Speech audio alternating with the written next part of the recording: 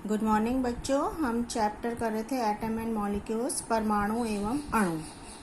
अब ये आपने जो टर्म्स हैं पहले सुनी नहीं है, तो इसको समझने के लिए जैसे हमारी एक दीवार है, घर दीवारों से बना है और दीवार की छोटी से छोटी इकाई देखें तो ईंट होती है, यानी कि ईंट से मिलकर दीवार बनती है और दीवारों से फिर कमरे से घर बनता है। इसी तरह से हमारे पास जितने भी तत्व होते हैं, हमारे पदार्थ होते हैं, जैसे इस गिलास में आप देख रहे हैं जल भरा हुआ है, तो जल में बहुत छोटे छोटे हमने कहा था पार्टिकल्स होते हैं, कण होते हैं, और उन पार्टिकल्स को आज हम नाम देंगे, वो है मॉलिक्यूल्स, या हम कह सकते हैं पानी के अणु। अब ये बहुत सारे हैं, एक गिलास मतलब एक चम्मच भी अगर हम पानी लेते हैं उसमें बहुत सारे पानी के अणु होते हैं। तो हम लिख सकते हैं 1 मॉलिक्यूल ऑफ वाटर, इसका हमने फॉर्मूला लिख दिया है H2O। एक पानी अणु का जो फॉर्मूला है वो है H2O। अब एक हम ध्यान से देखें तो एक जो अणु है या मॉलिक्यूल है पानी का, H2O लिखा है। H2O मीन्स इसमें दो जो नीचे आया है वो है हाइड्रोजन के एटम्स हैं।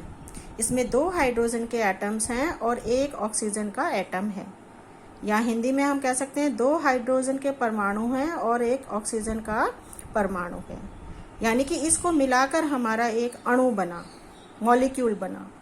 ऐसे ही हम कार्बन डाइऑक्साइड गैस है, उसका अगर एक मॉलिक्यूल लेते हैं, गैस में बहुत सारे मॉलिक्यूल होंगे, तो उसका फॉर्मूला है CO2। ये कार्बन डाइऑक्साइड गैस के एक अणु का फॉर्मूला है। लेकिन हम ध्यान से देखें तो इसमें कितने परमाणु हैं? इसमें 3 परमाणु हैं, एक कार्बन का है और 2 ऑक्सीजन के हैं। 1 carbon atom and 2 oxygen atom. अब इसके बारे में हम थोड़ा सा और ज्यादा डेफिनेशन हम जानते हैं कि जैसे हम अब इसको डिफाइन कर सकते हैं, व्हाट इज एटम। तो atom is the smallest particle of element that can exist independently and retain all its chemical properties, यानी कि किसी भी एलिमेंट का ये सबसे स्मॉलेस्ट पार्टिकल है जिसमें सारी केमिकल प्रॉपर्टीज होती हैं। जैसे हम ऑक्सीजन का लिखें तो O है, एक atom of oxygen means O।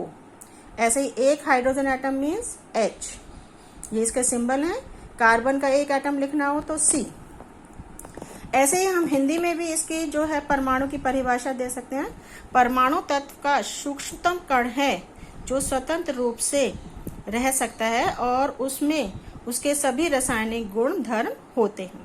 जैसे ऑक्सीजन का परमाणु हम लिखेंगे O, हाइड्रोजन का H, कार्बन का C। ऐसे ही अब हम मॉलिक्यूल को डिफाइन कर सकते हैं। मॉलिक्यूल जो है वो एटम्स से मिलके बनता है। एटम्स जो है कंबाइन होंगे तो वो एक तरह के एटम्स भी हो सकते हैं, डिफरेंट भी हो सकते हैं। तो हम यहाँ मॉलिक्यूल की डेफिनेशन करेंगे। Molecule is the smallest particle of an element और compound capable of independent existence under ordinary conditions.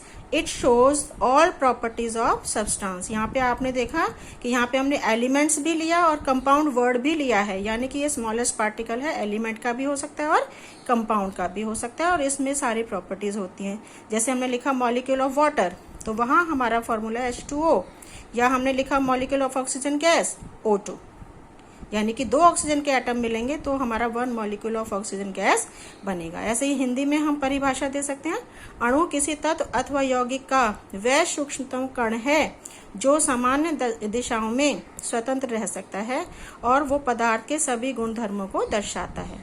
तो जल का अणु H2O और ऑक्सीजन गैस का अणु O2।